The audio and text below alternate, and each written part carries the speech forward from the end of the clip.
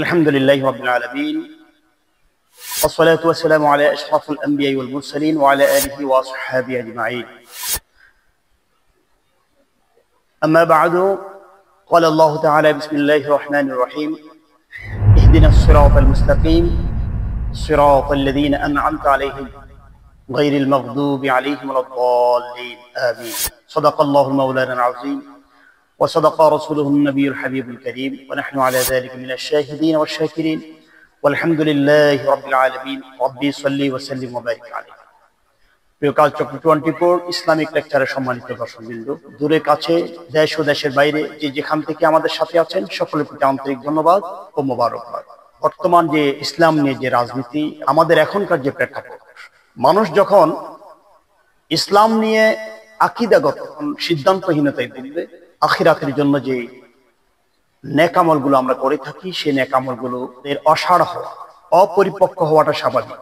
নির্বাচনকে ঘিরে, ভোট কালেকশনকে ঘিরে আমরা ইসলাম নিয়ে যে হাস্যকর ব্যাখ্যা দেখছি সারা পৃথিবীতে, ইতিমধ্যে নিন্দার ঝড় উঠেছে।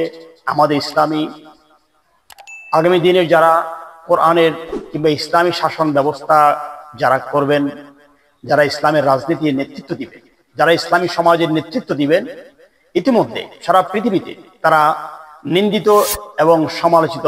মতিউর রহমানরা পূজা মণ্ডপে গিয়ে এমনভাবে তারা কৃতজ্ঞতা প্রকাশ আরম্ভ করলেন, এমন ভাবে ধোয়া আরম্ভ করলেন, এমন ভাবে তাদেরকে সান্ত্বনা দেওয়া আরম্ভ করলেন। এতে করে বোঝা যাচ্ছে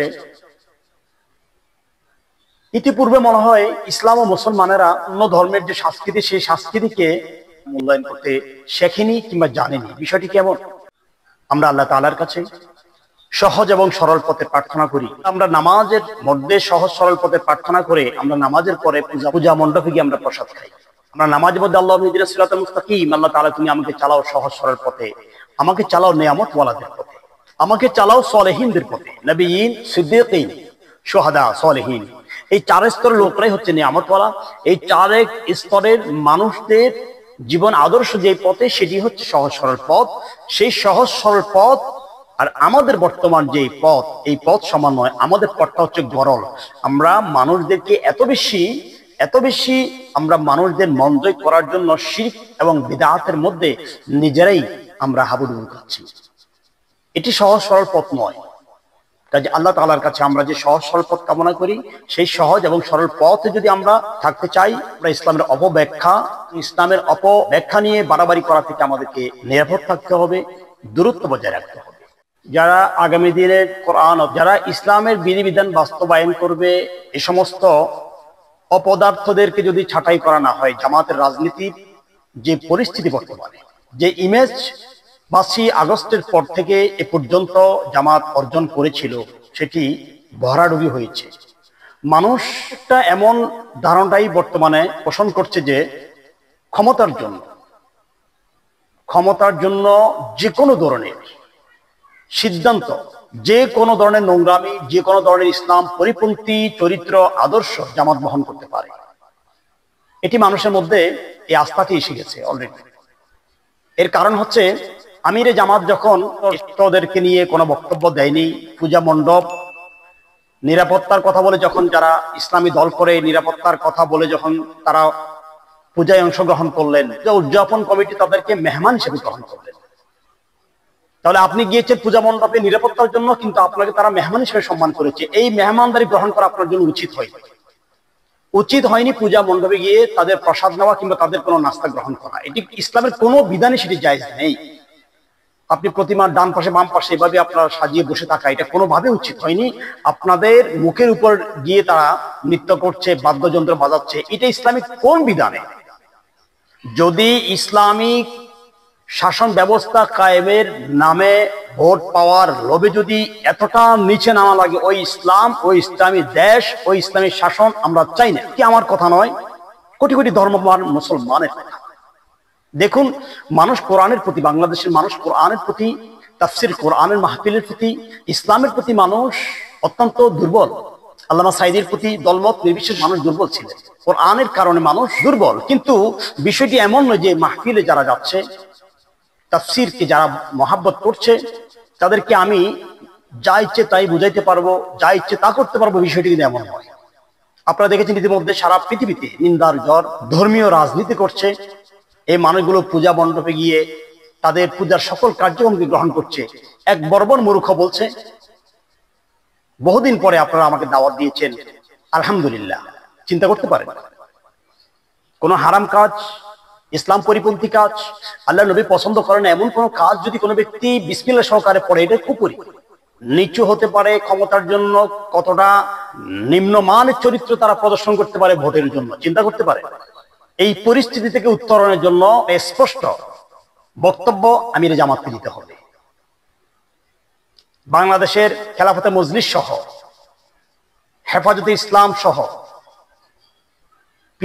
পীর অথবা আউলিয়াপন্থী আহলে সুন্নাত ওয়াল জামাতের আকীদায় কোনোভাবেই এই ধরনের হীন কর্মকাণ্ড কোনোভাবেই ইসলাম সমর্থন করে না।